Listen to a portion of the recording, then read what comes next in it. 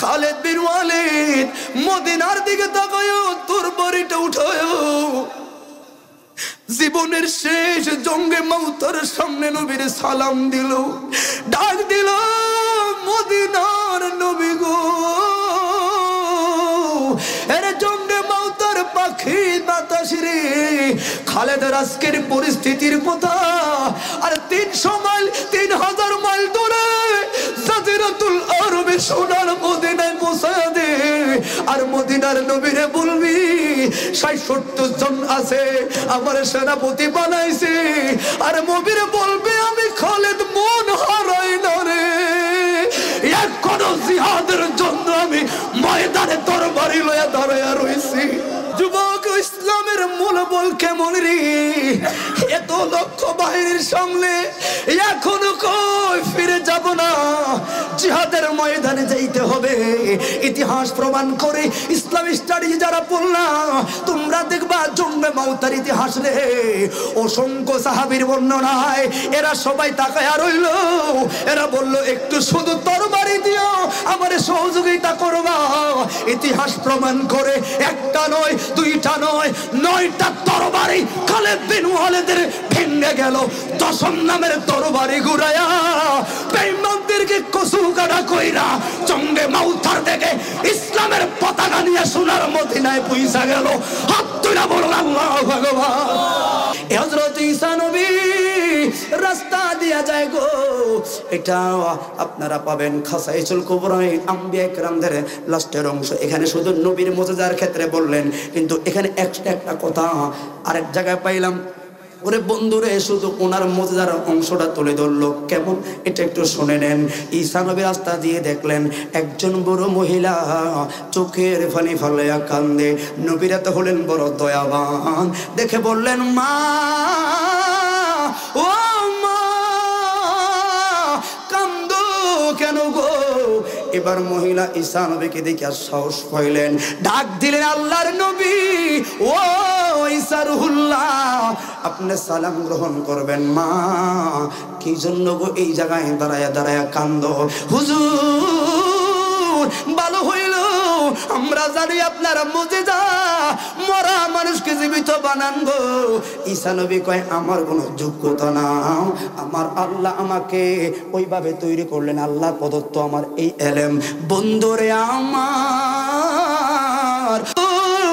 আজকে আমার একটা মাত্র মেয়ে ছিল গো, একটাই মাত্র মেয়ে আমার, আর আমার কোনো ছেলে সন্তান নাই। আমার স্বামীটা মারা গেল, ঘরের মধ্যে আমার একটা আদরের মেয়ে ছিল, একে লালন পালন করলাম। আজ থেকে 3 মাস আগে মেয়েটা হঠাৎ করে স্ট্রোক করে মারা গেল।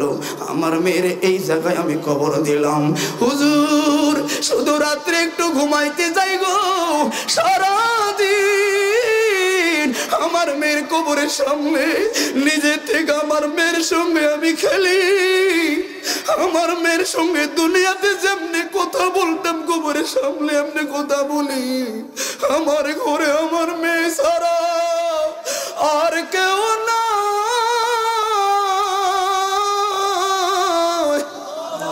আর মিথ্যেও বই নাই দিয়া কথা বলতে ভালো লাগে না। আল্লাহর নবী গো, আপনারা জীবিত বানাইতে পারেন, একটা মিনিটের লাই আমার মেয়েটার জীবিত বানান গো, দেখালো।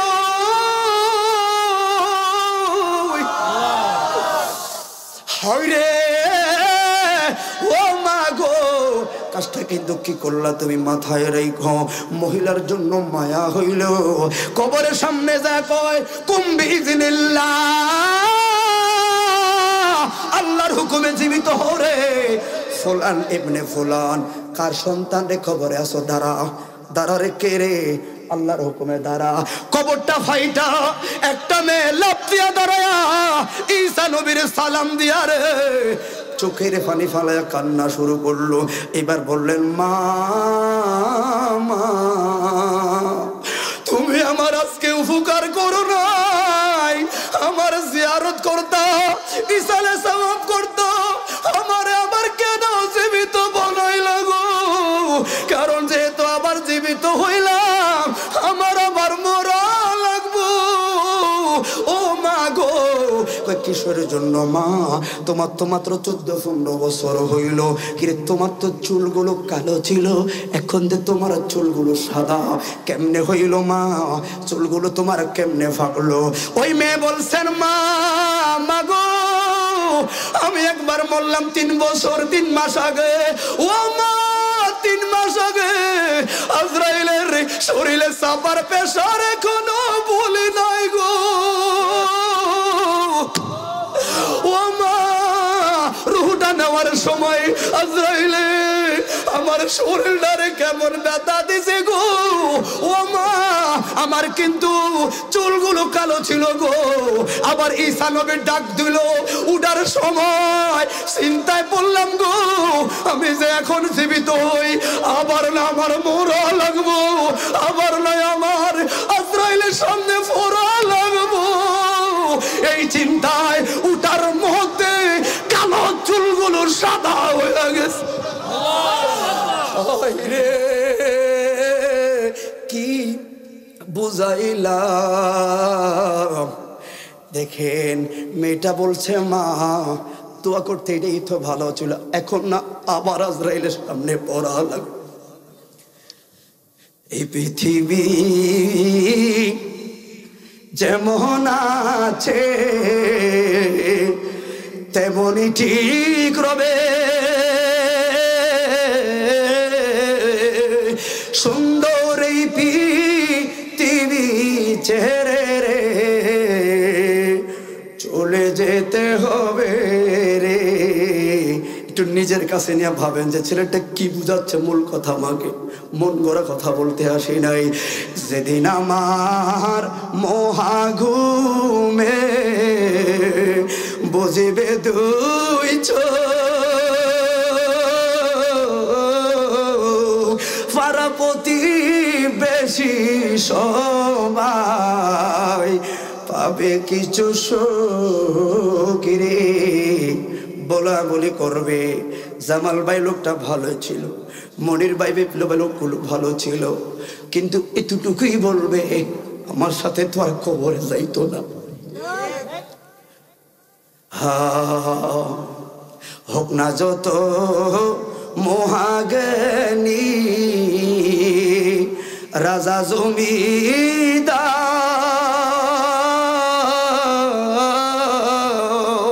থাকুক যত বাড়ি গাড়ি রে তোর দামি অলংকার রে। চন্দ্র সূর্য গ্রহ তারা সাগর নদী জল এ গুমতি নদী আনন্দপুর যেমন আছে রে ঠিক রবে বিকুল রে। সব জায়গায় ঠিক থাকবে, অথচ আপনার আমার থাকার কোনো সুযোগ নাই। তাহলে বন্ধুরে কষ্ট হয়ে গেছে বেশি আপনাদের? আমি শুধু বারবার মরার কথাটা স্মরণ করে আসুন, তাহলে নবীর আদর্শ ধরলে ওই মরার কষ্ট কম হবে। কারণ ইন্তেকালের আগে আজরাইল থাবা দেওয়ার আগে আমার নবী বলবেন আজরাইল কারে থাবা দেশ? এটা না 5 ওয়াক্ত নামাজি আমার চেহারা দিকে তাকারে উম্মত, নবীর চেহারা দিকে তাকায় তাই কামড়ে ওই তাকাইতে তাকাইতে ঘুম চলে আসবি। ওই ঘুম যখন জাগ্রত হব রে সামনে দেখবো মুনকার নাকির বৈশা রইছে, জবান খুলে বলুন আল্লাহু আকবার। এই জন্য ভাইরাম তাহলে আসুন ওই মুসলমান গুলো আদর্শ সাহাবায়ে কেরামদের আদর্শ ধরলে এরা আসহাবিকান নজুম আশরায়ে মুবাশশারার শেষ দিকে চলে যায়। বন্ধুরে এরা জান্নাতের সুসংবাদ পাওয়ার পরেও 1 ওয়াক্ত নামাজ ছাড়ে নাই। কথা বলুন ঠিক না বেঠি? আমার নবী এবার যেমন যুদ্ধের ময়দানে আমার নবী ঘোষণা দিলেন সহযোগিতা লাগবে, জঙ্গে মাউতার ক্ষেত্রে আমার নবী নবী। আলেম যারা আছেন শুধু একটা যুদ্ধের ছোট্ট একটা কথা বলে যাই, মুসলমান যে আদর্শবান জাতি, মুসলমান যে ভয় পাওয়ার জাতি না, মুসলমানদের পূর্বপুরুষ ছিল পীরের জাতি। কথা বলুন ঠিক না বেঠি? ওই মুসলমানগুলো আজকে দিশে হারা, কারণ কি? একমাত্র মুসলমানদের মধ্যে মুনাফিকি ঢুকে গেছে। ডিজি ফাটি লাগাইলে, গান লাগাইলে 10,000 টাকা ডোনেশন করে, মাহফিলে মসজিদ মাদ্রাসা আল্লাহ চাইলে 200 টিয়া 100 টিয়া ফরাইয়েন। কথা বলে ঠিক না বেঠে? চায়ের দোকানে 500 টাকা খরচ, কিন্তু বাইরে ইমাম সাহেবের বেতন দিত খবর নাই, বেতন মাসে 100 টিয়া। কথা বলে ঠিক না বেঠে? সেক্রেটারি যদি যায় কেউ ভাই বেতন দিবে না 3 মাসের আটকানো, এতে কি কথা নেই? আমরা কি কারো টিয়া মারিয়া খাইছি নি রে? উল্টা ভাবো। কথা বলুন ঠিক না বেঠে? এই জন্য যুবক ও বন্ধুরে, এই কথাটা বললে আপনি একটু বুঝবেন যে আসলে আমরা মুসলমান জাতিদের বড় দাম আছে। এই দামটা যদি রাখতে হয়, মসজিদগুলোকে সুন্দর বানাবেন। এই দামটা যদি রাখলে হয়, মসজিদমুখী কাজগুলা করবেন। এই দামটা যদি রাখতে হয়, 5 ওয়াক্ত নামাজ পড়বেন। সুখে দুঃখে একজন মুসলমান ভাই আর একজন মুসলমান ভাইয়ের ক্ষতি না করে উপকার করার জন্য চেষ্টা করবেন। দেখবেন রে, সরকার লাগতো না, এমনি দেশটার প্রতি রহমত শুরু হয়ে যাবে। কথা বলা ঠিক না বেঠে? কারণ আমাদের দেশের জন্য আমরা এখন দোয়া করার লাগবে। আমরা কারো দোষ দেই না, এটি আঙ্গকর্মের ফল। কথা বলা ঠিক না বেঠে? এই জন্য ভাই কথাটা খেয়াল করবেন। আসলে খেয়াল করলে কত অল্প শর্ট চলে যাবে। শুধু ইমানটা বাড়াবেন, কথাটা শুনি অল্পকে বিশ্বাস হবে। জঙ্গে মাউতা বিশাল একটা যুদ্ধের ঘটনা মুসলমানের। ইসলামের যুদ্ধগুলো আমাকে আপনাকে কি শিখায়? অনেকে বলে মুসলমান রক্তপাতের জাতি। না রে, মুসলমান কখনো আগে তরবারি উঠায় না। বেঈমানরা তরবারি উঠাইছে, মুসলমান প্রতিহত করে সোনার পৃথিবীতে ইসলামের পতাকা উড়াইছে। আগে তরবারি আমরা উঠাই না। শুধু এখান থেকে শিক্ষা নেন যে আমাকে বীরের বশ রাখতে হবে, নামাজ পড়তে হবে। শরীরে শক্তি আনতে যেমন ইমানি চেতনা লাগবে, আর রহমতের জন্য 5 ওয়াক্ত নামাজ লাগবে। কথা বলে ঠিক না বেঠে?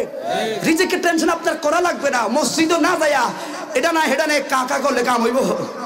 এই জন্য ভাই আমার নবী ঘোষণা দিল, ওই জর্ডানের প্রান্তের মধ্যে মুসলমানদের ক্ষতি করার জন্য বেঈমানরা ওত পেতে লাগলো। এরা জিহাদের ঘোষণা দিল, ইসলাম জাতিকে ধ্বংস করার জন্য এরা চক্রান্ত করলো।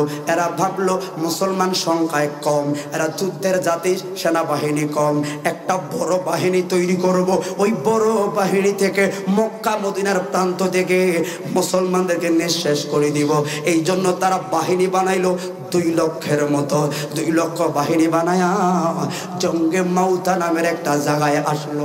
ইসলামের বড় ভালোবাসার একটা জায়গা। এই জায়গায় সাহাবীরা নবীর জন্য কেমন প্রেম দিল, ইসলামের জন্য কেমন কোরবান হলো, কোরআনের জন্য কেমন কোরআন হলো। কোরআনের মাহফিলগুলো তোমার ভালো লাগে না? কোরআন নবীর মহব্বতের জায়গাগুলো তোমার ভালো লাগে না? তুমি ভাবতেছো ঠান্ডা লাগে? আরে রহমতের চোখ দিয়া তাকায়া দেখ, কুয়াশার চাইতো আরো ভারী ভাবে খোদার রহমত পড়ে রে।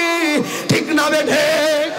ওই রহমত দেখার লাগা সেই চোখ লাগা, কারণ কোরআনের মাহফিলগুলোর দাম আছে। কথা বলুন ঠিক না বেঠে? ও বন্ধুরে, জঙ্গে মাউতার তথ্যটা আমার নবীর কাছে সাহাবায়ে কেরামরা বললেন, ইয়া রাসূলুল্লাহ, আর বুঝি মদিনায় ইবাদত করার সুযোগ পাবো না? ইয়া রাসূলুল্লাহ, এই বুঝি আমার মক্কায় আঘাত করলো? ইয়া রাসূলুল্লাহ, এরা সংখ্যায় তো 2 লক্ষ। আমার নবী মুস্কি হাসি দিয়া বলেন, ও সাহাবীরা শুনে রাও, খেয়াল করবেন, কথাটা আপনার কাজে লাগবে। আমি এই জায়গায় কথা শেষ করে চলে যেতে পারতাম, কিছু করতে পারতেন না, কারণ এখন বুঝি আমার মুসলমান আমরা সবাই একটা বিপদ মুখ পার হইয়া যাচ্ছি। বন্ধুরে বন্ধুরে, এই কথাগুলো স্মরণ করে দেই। আরে বুঝে শুনে ইমানি চেতনায় নামাজে যাবেন, দেখবেন আপনি ঠেকবেন না। ওরে বন্ধুরে, আমার নবী মাত্র 3000 বাহিনী বানাইলো। কয় হাজার? 3000 বাহিনী বানাইলো। 2 লক্ষ মানুষের লগে 3000 বাহিনী তো কিছু না। কিন্তু আমরা যে মুসলমান, কথা বলে ঠিক না বেঠে? আমরা যে মুসলমান, হাইরে প্রথম সেনাপতি বানালো আমার নবী হযরতে জাফর বিন সাদেক রাদিয়াল্লাহু তাআলা আনহু। ওনার একটা উপাধি হলো ওই জঙ্গে মাউতার শহীদের পর ওনার উপাধি হলো জাফর বিন তৈয়ার, পাখিওয়ালা উড়নেওয়ালা। এই জর্ডানের জমিনে এখনো জাফর বিন সাদেকের রওজা মাজার শরীফ আছে রে। ওনার এই কবিতাটা লেখলো জঙ্গে মাউতায়। ওরে বন্ধু, ইসলাম কত মায়া, আদর্শের ধর্ম বইলা গেলি। ওরে বলবি কারণ আছে রে, তোমার টুপিটা যে মাথায় পড়লা এটার দাম কত? মাত্র 200 টাকা। 100 টাকার টুপি পড়ছো, তোমার মায়া লাগে না? এই জন্য ধর্মের প্রতি তোমার মায়া নাই। এই মুহূর্তে তোমার ঘরে যে কোরআনটা মাত্র 200 টাকা দিয়ে কিনলা, ময়লা পড়ে গেল, বাচ্চাদের পড়ার বই কিনলা 2000 টাকা দিয়া, ওইটা ফরিয়া শেষ। বুঝতা যদি এই মুহূর্তে আমার আপনার বাড়িটা বাংলাদেশে না হইয়া ফিলিস্তিনির গাজার আশেপাশে হইতো, তখন বুঝতাম রে আমার কোরআনের কত দাম, আমার ইসলামের কত দাম, আমার মাথার টুপির কত দাম। যারা স্বজন হারাইছে তারা বুঝে রে যুবক, কোন হালায় রইলি। হাইরে প্রথম সেনাপতি হইল। খেয়াল রাখবেন, ইমানের তাগিদে কথাটা বলে যাই, কারণ আপনার কবরে আপনি, আমার কবরে আমি। আমি ভাও বলে আমার কবরে জাহান্নাম বানাতে চাই নাই। ও বন্ধুরে, 2 নাম্বার সেনাপতির ঘোষণা দিলেন আব্দুল ইবনে রাওয়াহা। এবার বললেন আব্দুল ইবনে রাওয়াহা যদি শহীদ হয়ে যায় তাহলে 3 নাম্বার সেনাপতি হবেন যায়েদ বিন হারেসা। ইসলামটা কেমন? ওরে মরার কথা শুনলে মানুষে ভয় ভয় রে, ডাক্তারের কাছে যায় রোগ হইলে। আর সাহাবীরা কইতো নবী গো আমার শাহাদাতের জন্য কবুল করে নেন, আনন্দ লাগে গো। এরা 3 জনকে আমার নবী এই জায়গায় বসে শাহাদাতের ঘোষণা দিল। এরা তো ফলাইল না। শাহাদাতের ঘোষণা পাওয়ার পরে এরা আনন্দে আনন্দে নবীর সামনে বসা। আরে বন্ধুরা, আমার নবী বললেন যাও তোমরা বাড়িতে গিয়ে দেখা সাক্ষাৎ করে আসো। সাহাবীরা বলছেন যাইতাম না। নবী শাহাদাতের ঘোষণা দিল, জিহাদের ময়দানে যাব, জিহাদের ময়দান।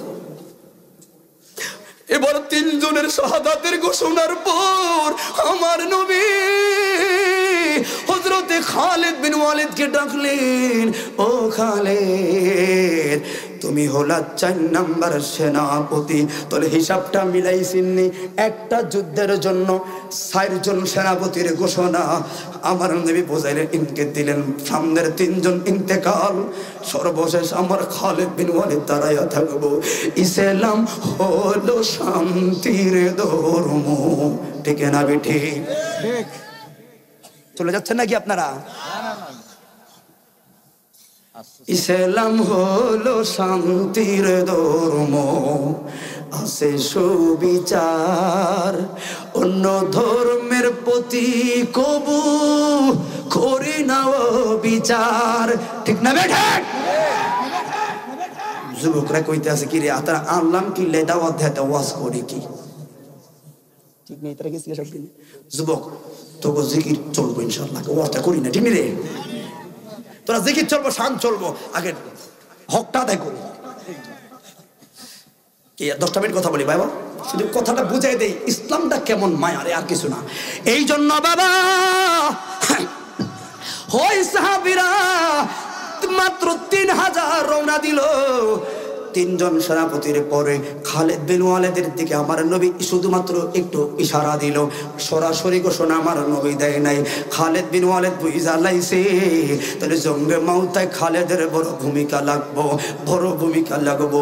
ওর জিহাদের ময়দানে গেল, যায়া দেখলো বিশাল বাহিনী রে। এবার শয়তান বড় হুজুরের সামনে ভাষণ দিল, মুসলমানেরা শুনে রাখো, আমরা হইলাম মাত্র 3000, যুদ্ধ নাই, তরবারি নাই, প্রশিক্ষণও নাই, অত সরঞ্জাম নাই, আমরা একটা কাজ করি, আমরা বিদায় গ্রহণ করি। আরে নবী কইছে না আমরা তো জীবন বাঁচানো লাগবো, চলো আমরা মদিনার দিকে ফিরে যাই। জাফর বিন সাদেক আল্লাহু আকবার ধ্বনি দিয়া বলল, নবীর ও সাহাবীরা রে ভয় পাইস না রে, আমরা মাত্র 3000, টেনশনের কারণ নাই, কারণ হৃদয় আছে রহমতুল লিল আলামিন, আমার জবানে আছে আল্লাহু আকবারের ধ্বনি। আগায়া যা, আগায়া যা, আগায়া যাও। যুদ্ধ শুরু হলো।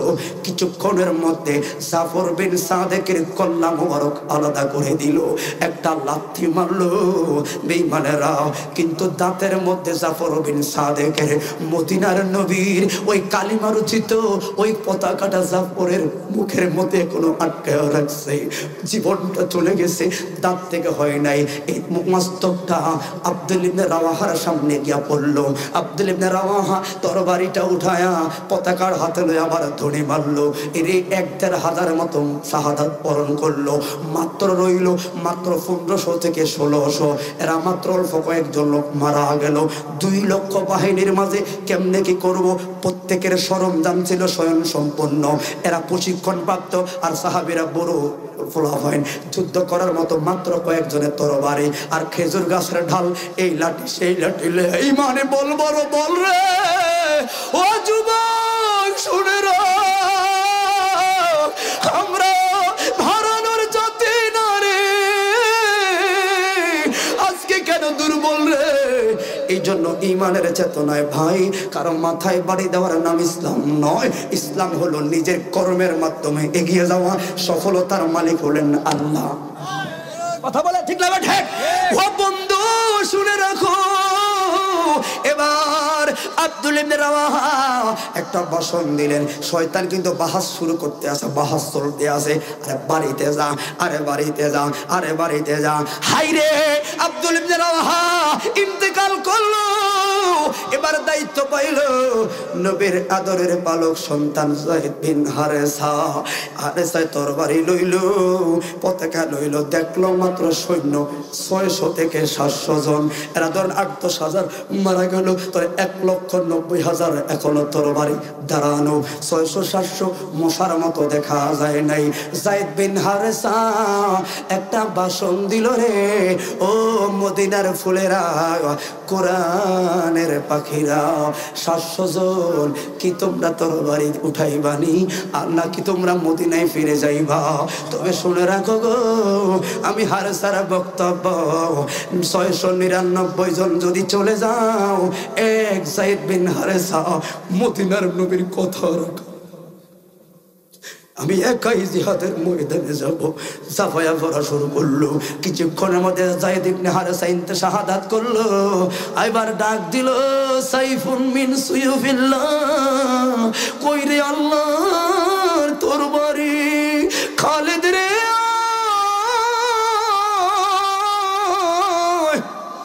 খালিদ বিন ওয়ালিদ পতাকা যেই মাত্র হাতে লইল, সিংহের মতো একটা গর্জন মারলো। শয়তান এসে বলল, কিরে সংখ্যায় কত? 150-200, কেউ বলেছেন মাত্র 300 জন লোক। এর মধ্যে আহত হলেন অনেকে, তরবারি হাতে মাত্র অল্প কয়েকজন। এবার শয়তান বলো, তোমরা কি এখনো শিক্ষা পাও না?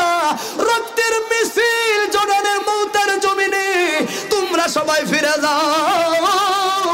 খালিদ বিন ওয়ালিদ বলেন, ও মদিনার নবীর পাগলারা, তোমরা শুনে রাখো, জাফর বিন সাদেক প্রথম সেনাপতি যেই মাত্র শাহাদাত বরণ করলো, এরা গর্দান উড়াইলো।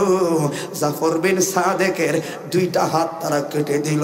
যেই মাত্র জাফর বিন সাদেকের 2টা হাত কাটলো, মিম্বরে, মদিনার মিম্বরে 2,500-3,000 মাইল দূরে মিম্বর থেকে আমার নবী চোখের পানি ডাক দিয়া কয়, আবু বকর রে শুনো, এই মাত্র আমার জাফরে 2টা হাত কাটলো। আল্লাহু আকবার। তোমরা দেখো 2টা হাত কাটে, আর আমি দেখি রে 2টা হাত কাটলো। জাফরের দুইটা হাত তো জঙ্গে মাউথায় না, আমি দেখতেছি জাফরের দুইটা হাতে আমার আল্লাহ নূরের ফাঁকা লাগাইয়া দিছে রে। আমার জাফর ওই ফাঁকা দিয়া জান্নাতের ওই পন্থে দৌড়াইরি মৃত্যু বরণ করে মাউত ঘোষণা দে মদিনায়। কেমন প্রেমের সম্পর্ক বাঁধিয়া গেলেন। এই জন্য যুবক আমার ধর্ম যে বড় মায়া, শুনে রাখ রে, সর্বশেষ এই 150-200-300 জন বাহিনীর সামনে শয়তান এবার বাহিনী লয়ে আইছে। শয়তান কয় তোমরা সবাই বাড়িতে চলে যাও। এখন 90 কিছু মুসলমানেরা দিশেহারা হয়ে গেছে, কোন দিকে যাব কোন দিকে যাব।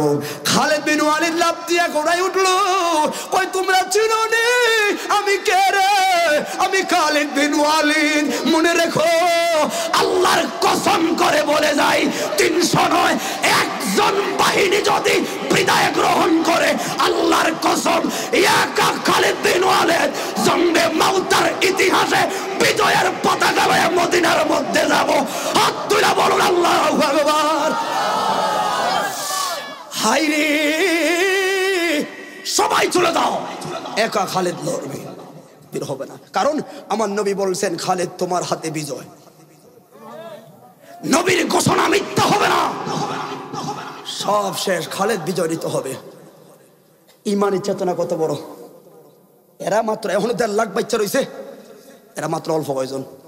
তোমরা সবাই যাও, একা খালিদ থাকবেন, বের হবো না।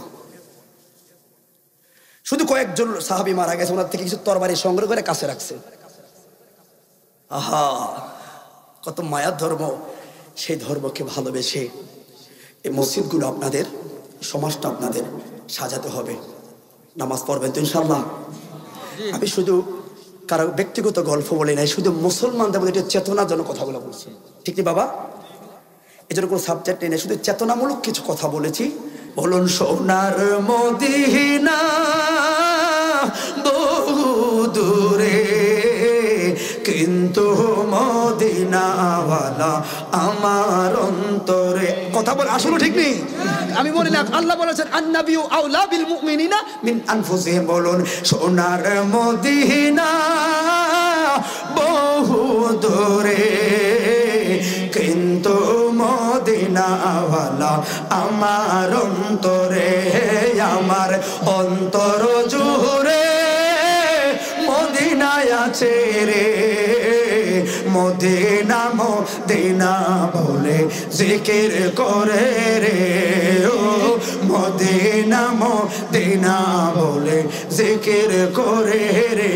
আর যে গিয়েছে একবার সোনার মদিনা, তাহার মনে আর কোনো দুঃখ রইল না।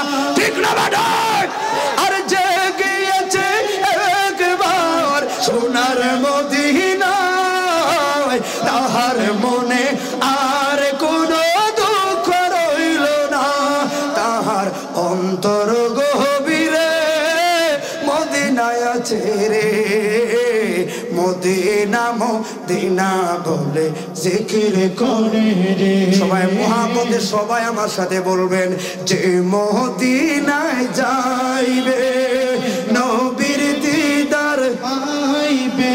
কষ্ট হলে কইেন না, কারণ এই ওয়াজগুলো আইন না, যদি নিজে একটু নাত রাসূলগুলো না গন, তাহলে ওই যুদ্ধের কথা শুনে আপনার কাছে প্রেম জাগবে না, শুধু কানবেন। ভাষা প্রকাশ করা লাগে নাত রাসূল লাগাইছে। আপনার প্রেমটা উদ্ধার করবে সেটা গজলের মাধ্যমে। এই জন্য সুযোগ দিয়েছি, কারণ বক্তারা এগুলো বুঝতে হয়। আপনার হৃদয় এখন নবীকে ডাকতে চাচ্ছে। কথা বলে ঠিক না বেঠে? এই জন্য বললাম, আরে যে মদিনায় যাইবে নবীর দিদার পাইবে, সাফায়াত করবেন শাহে মদিনা। শোনো না হাদিসে পাকের বড়, সবাই বলবেন, যে মদিনায় যাইবে নবীর দিদার পাইবে। যে মদিনায় যাইবে নবীর দিদার পাইবে। যে মদিনায় যাইবে নবীর দিদার পাইবে, সাফায়াত করবেন শাহে মদিনা। শোনো না হাদিসে পাকের বর্ণনা ওর রানী জুলেখায় ডেকে বলে ইউসুফ নবীর তোরে বান্ধবীরা হাত কাটিল টের পাইল না ওর পাইল না ঠিক না বেঠে রানী জুলেখায় ডেকে বলে ইউসুফ নবীর তোরে বান্ধবীরা হাত কাটিল টের পাইল না ওর পাইল না মা আয়েশা ডেকে কই মোর নবীর যদি দেখা পাও মা আয়েশা ডেকে কই মোর নবীর যদি দেখা পাও কলিজা কাটবি টের পাইবি না তোরা কলিজা কাটবি টের পাইবি না শোনো না হাদিসে পাকের বর্ণনা ওরে সিদ্দিক আকবরের দাবি দেখবি যদি নূরের নবী জীবনের আর জ্বালা থাকবে না ওর থাকবে না আবু বকর বসে জায়গা পাইল নবীর কাছে আবু বকর বসে জায়গা পাইল নবীর কাছে জীবনের আর দুঃখ রইল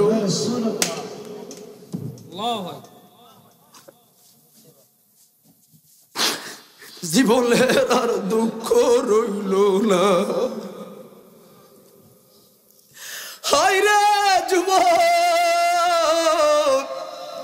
তোলে লোক আছে মাত্র অল্প কয়জন ইসলাম ধর্মটা কেমন শেষ করে দেই খালেদ বিন ওয়ালিদ একজন লোক কথাটা যদি ফিনিশিংয়ে না আনি আপনার মনে একটা আনসান থাকবে আর আমি আসার সুযোগ পাবো না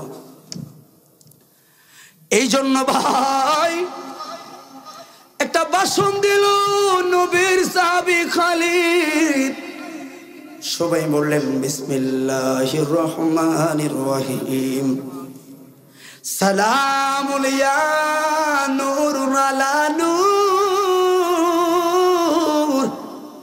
সালাম দিলেন মদিনার নবীকে জর্ডানের জমিনে জঙ্গে মাউতা থেকে খালেদ সালাম দিল জঙ্গে মাউতায় ভাষণে আমার নবী হঠাৎ করে বলেন ওয়া আলাইকুম আসসালাম ফি সাহাবা ওমর ফারুক বলে নবী গো এই জায়গায় আমরা দুইজন সালাম লইলেন কার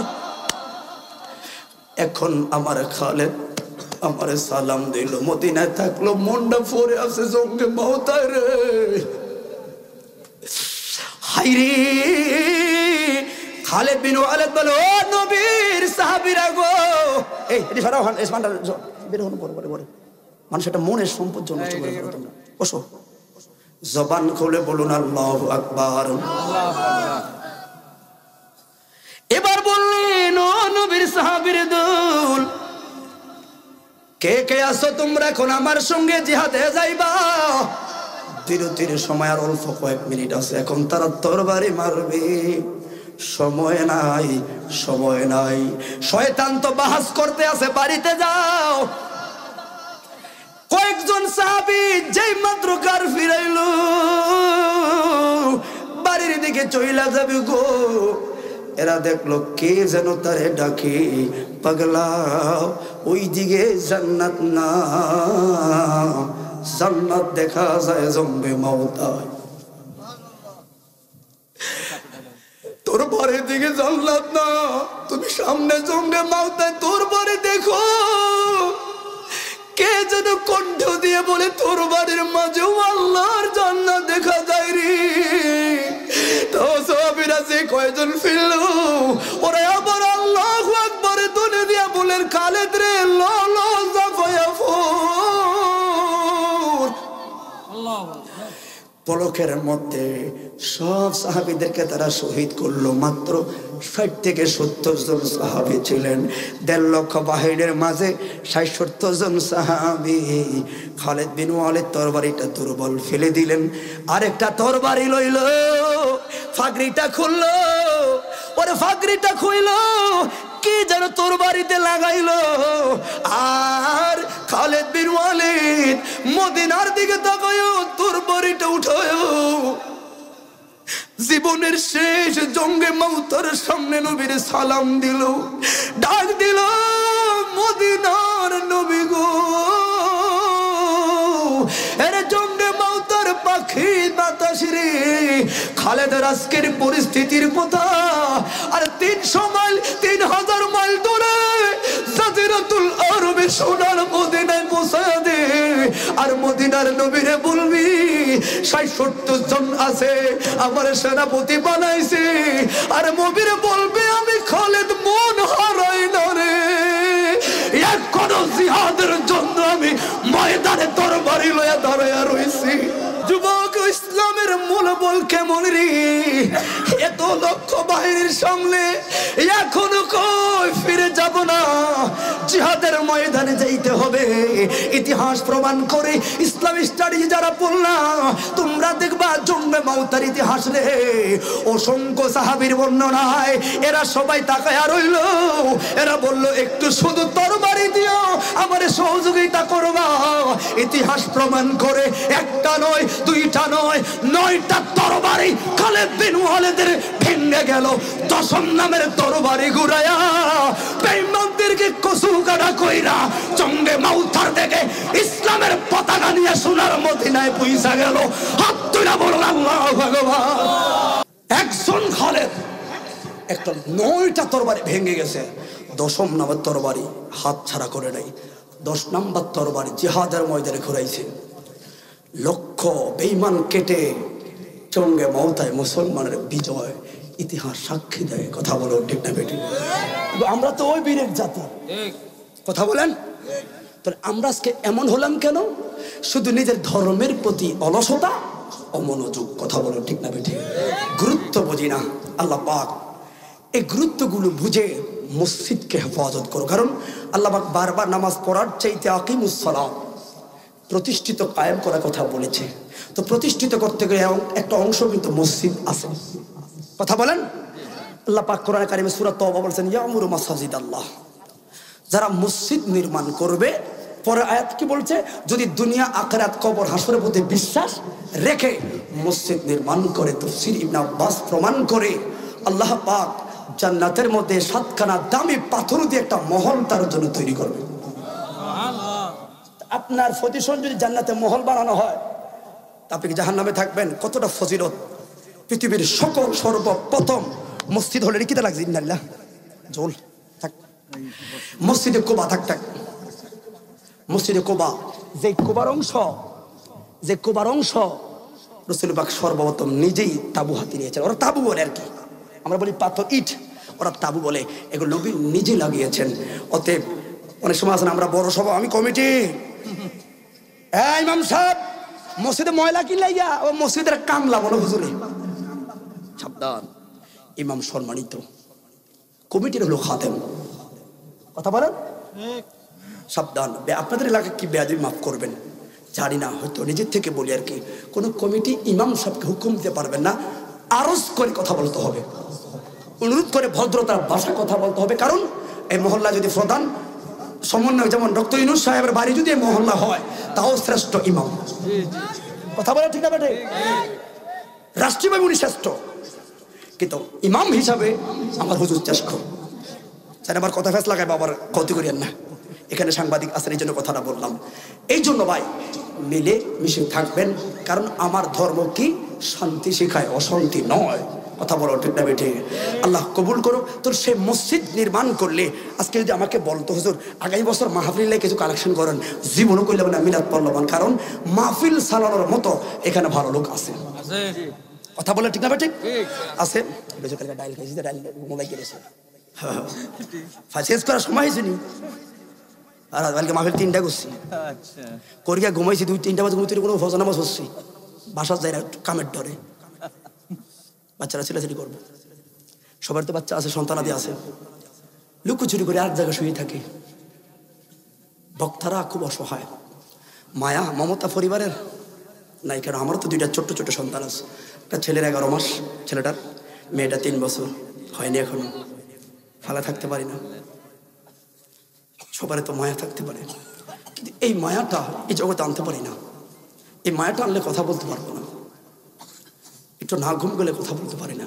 তো পাঞ্জাবি যেটা সামনে আছে এটা বলে দৌড়, তো ঢেকে গেছে। এই জন্য ভাই, কেন ধর্মের কথা বলতে গেলে আলিনসতা শালীনতা আবা কাবা লাগে না, তাকওয়াটা সবচেয়ে বড় জিনিস। কথা বলুন ঠিক না বেঠে? বিশ্বাস আছে না নাই?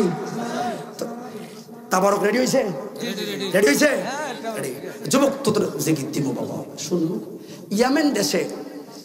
ইয়ামান দেশে ঈদ উপলক্ষে দুইজন দুইটা কাপড় কিনলে, আমরা দেশে কে কত সুন্দর জামা কাপড় কিনতে পারে, একজন একজনের দেখায়, দেখতো কেমন হয়েছে, আছে না নাই? নতুন আর কি। পরে সবকিছু করা লাগে। তো ভাইরে যেটা করা করে লেছি, শিক্ষিতের বুঝতে পারে যেটা দেওয়া দিয়ে লেছি। তো এখন জাজলা এবং কাসলা ইয়ামানে দুইটা গোত্রের দুইজন বড় হেডেমলা, তারা ঈদের পোশাক কিনে ঘোষণা দিছে, আমার পোশাকের চাইতে কেউ যদি দামি এবং সুন্দর বলে আসে তো তার বিরুদ্ধে যুদ্ধ ঘোষণা। বাপরে বাপ, এত পোশাক দামি কিনছে। কাসলা আমার হেতে একই যুদ্ধের ঘোষণা, আমারটা বিরুদ্ধে কথা বলে। দুইজনে ঘোষণা দিলে তাহলে বালা করবো কার ডান? তো ঝগড়া তো এমনি লেগে গেছে। এরা দুইজনে দ্বন্দ্বে যুদ্ধ গেলো। এই গোত্রের টাকা আমাদের গোত্রের সর্দারের ছেলের পাঞ্জাবির দাম বেশি, ওই বলছে ওটার দাম বেশি। ও তারা খেয়াল রাখবেন যুবক ভাইরা, শুধু অপচয় কাকে বলে এটাকে বলে যাচ্ছে। ও ভাই, ওরা যুদ্ধ করতে গিয়ে ওই ইয়ামেনের গভর্নর ছিলেন রাসূল পাকের একজন সাহাবী। উনি বললেন, এগো তোমরা ঝগড়া করিয়া লাভ নাই, তোমরা কি জানো মদিনায় খলিফাতুল মুসলিমিনকে? ওমর ফারুক, যিনি অদ্য পৃথিবীর শাসক, ওনার একটা খেতাব হলো আল ফারুক। উনি সত্য মিথ্যার যাচাইকারী, পার্থক্যকারী। আমার মনে হয় ঝগড়া না কইরা ওনার কাছে মামলাটা দিলে উনি যেটাকে সত্য বলবে, আশা করি ওটাই সত্য হবে। আর তোমরা কি মানবানি? সবাই কইছে হ্যাঁ এটাই ঠিক। এর মধ্যে কিন্তু খুন খারাপ হয়ে গেছে। সাইন দিল ওরা, সাইন দিয়া মদিনায় চলে গেল। মদিনায় গিয়ে রওজার কাছে ঢুকলো, দেখলো রওজার রসুলের পাকের পা মুবারকের কাছে একজন লোক ঘুমাচ্ছে। কত লোক এতে ঘুমায় সাহাবীরা। ওনার পাঞ্জাবিটা সেরা, লুঙ্গিটাও সেরা, মাথায় যে টুপিটা পড়ছে ওটা তালিক। হাই রে, রোজায় সালাম দিয়ে শেষ, টাকা সালাম দিয়া খুঁজতেছে খলিফাতুল মুসলিমিন কই। রোজায় সালাম দিয়া সামনে যায়া দেখলো নবীর কলিজার টুকরা জিন্নুরাইন ওসমান দাঁড়ায়া রইল। সালাম দিল আল্লাহর নবীর সাহাবী।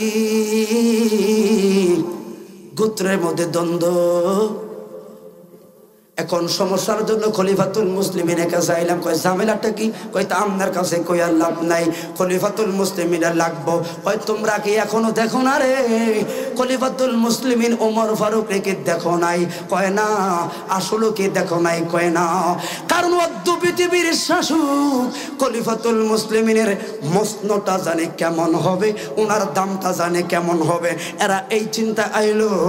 ওসমান জিন্নুরাইন কই আমাদের সব ভ্রান্ত পরিবারের যুবকরা রে, তোরা কি এখন উমরে দেখো নাই রে? কয় না। আরে নবীর কদমের কাছে কাউকে ঘুমাইতে দেখছুনি? কয় একজন ফকির পাগল ঘুমায় রইল। ওরে চিরা পাঞ্জাবি পইরো, চিরা টুপি পইরো, চিরা টুপা পইরো, যে লোকটা ঘুমায় রইল রে, এটাই হলো অদ্য পৃথিবীর শাসক ওমর ফারুক ঘুমায় রইছে। সুবহানাল্লাহ। যা বিচার দে, যা বিচার দে। এরা শিক্ষিত ছেলে, শিক্ষিত মানুষকে ইঙ্গিত দিলে বুঝতে পারে।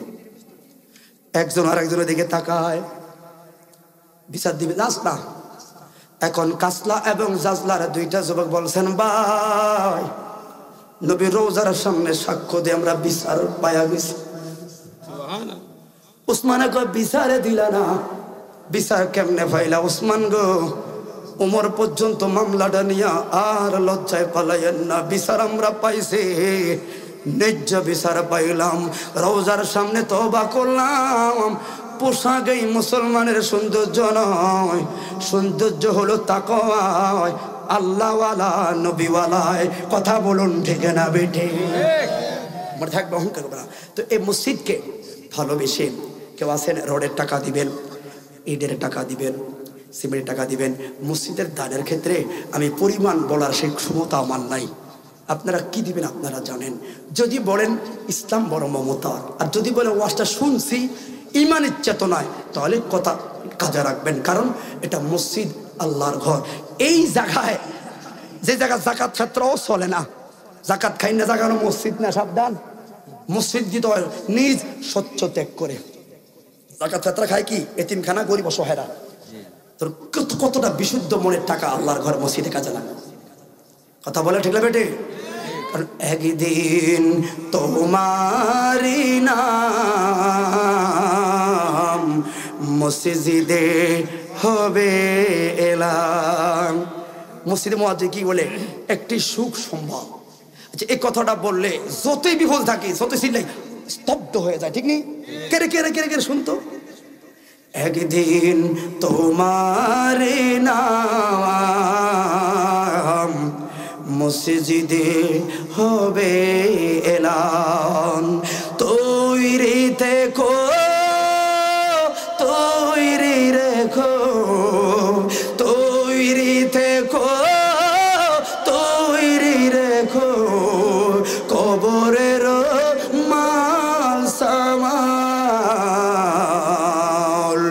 চোখের পলকে তুমি হতে পারো লাশ। দান করবেন, আগে মনটা একটু ঘরের দিকে আনেন না। চোখের পলক, মুখে বলা লাগলো, অন্তরে জফেন। চোখের পলকে তুমি হতে পারো লাশ। চিরতরে বন্ধ হবে আরে নিঃশ্বাস। হবে এলানে তোমারই নাম, হবে এলানে তোমারই নাম এ মসজিদের মাইকে। বাড়িওয়ালা নাই রে বাড়ি, নাই রে দুনিয়াতে। বাড়িওয়ালা নাই রে বাড়ি, নাই রে দুনিয়াতে। তোমার ভয়ে থাকে তো সবাই কত বাহাদুরি। ভাবনি হাওয়ায় উড়া তুমিও রঙিনী গুড়ি। ও তোমার ভয়ে থাকে তো সবাই কত বাহাদুরি। ভাবনি হাওয়ায় উড়া তুমিও রঙিনী গুড়ি। সুতায় টান দিলে মালিক,